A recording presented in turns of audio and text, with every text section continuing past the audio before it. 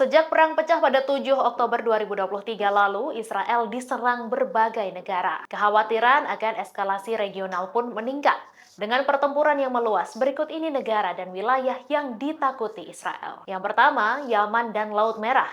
Kelompok Houthi Yaman telah menargetkan kapal-kapal komersil dan militer yang terkait dengan Israel di Laut Merah. Yang kedua, Lebanon. Penembakan antara pasukan Israel dan Hizbullah membuka front lain dalam perang Israel. Ketiga, Suriah.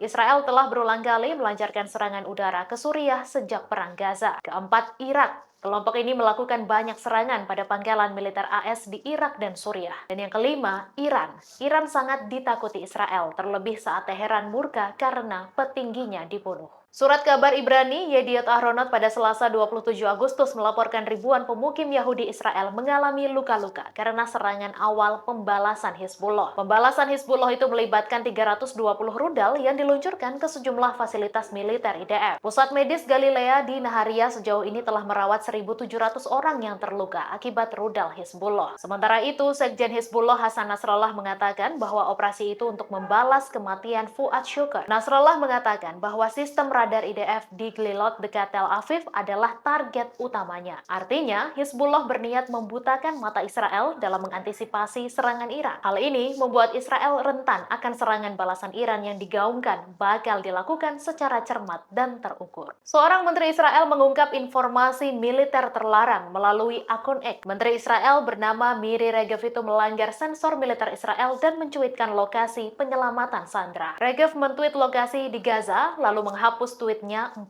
menit kemudian. Ia mengungkapkan lokasi operasi militer yang mengarah pada penyelamatan sandera Kayet Farhan Al-Qadi. Kayet Farhan Al-Qadi dibebaskan setelah ditahan sejak 7 Oktober. Tentara menjelaskan, Kayet Al-Qadi berasal dari kota Baduy Rahat di Negev. Operasi membebaskan sandera Israel ini terjadi ketika Amerika Serikat, Mesir, dan Qatar berusaha menengahi perjanjian gencatan senjata antara Israel dan Hamas. Pemimpin tertinggi Iran Ayatollah Ali Khamenei memperingatkan pemerintahannya agar tidak mempercayai Amerika Serikat. Namun ia juga tidak menutup kemungkinan untuk melakukan negosiasi dengan Washington. Dalam pertemuannya dengan Presiden Iran, Khamenei menekankan bahwa salah satu prioritas pemerintah baru harus mengatasi masalah harga tinggi dan inflasi. Ia menambahkan bahwa menyelesaikan masalah ekonomi tidak boleh bergantung pada negosiasi dengan Barat. Diketahui pada tahun 2015, Iran menandatangani perjanjian untuk mengatur dan memantau aktivitas nuklir Teheran. Namun pada tahun 2018, Washington secara sepihak menarik diri dari perjanjian tersebut. Sebagai tanggapan, Teheran secara bertahap menangguhkan komitmennya dan mengambil beberapa langkah termasuk melanjutkan pengayaan uranium tingkat tinggi. Kementerian Luar Negeri Iran mengutuk keras pernyataan Menteri Keamanan Nasional Israel Itamar Ben-Gvir yang menyatakan ingin membangun sinagog di Masjid Al-Aqsa. Jubir Kementerian Luar Negeri Iran, Nasser Kanani, mengatakan Israel melaksanakan rencana jahat terkait Al-Aqsa. Kanani juga menegaskan saat ini umat Islam dan orang-orang yang menghendaki kebebasan di seluruh dunia satu suara mendukung Palestina dan Masjid Al-Aqsa. Pernyataan ini sebagai respons atas Itamar Ben-Gvir yang sebelumnya menyebut hukum Israel tidak membeda-bedakan hak beragama bagi orang Yahudi dan Muslim. Ben-Gvir juga berencana membangun sinagog di Al-Aqsa dan telah menyampaikan rencananya ke Perdana Menteri Netanyahu. Pernyataan itu lantas banjir kecaman dari komunitas internasional hingga pejabat Israel. Kantor Perdana Menteri Israel kemudian menyatakan bahwa tidak ada perubahan terkait status quo di Temple Mount. Sejak perang baru pecah antara Israel dan Hamas pada 7 Oktober, kelompok Hizbullah telah menyatakan solidaritas dengan Hamas melalui aksi militer. Pada akhir Agustus, pertempuran meningkat sehingga berisiko terjadi perang habis-habisan. Hizbullah ternyata menjadi ancaman yang paling ditakutkan oleh Israel. Hal itu lantaran Hizbullah menjadi milisi paling kuat di Timur Tengah dan sekutu penting Iran. Kekuatan tempur Hizbullah lebih besar, lebih bersenjata lengkap, dan lebih teruji dibandingkan Hamas. Persenjataan Hizbullah berisi lebih dari 70.000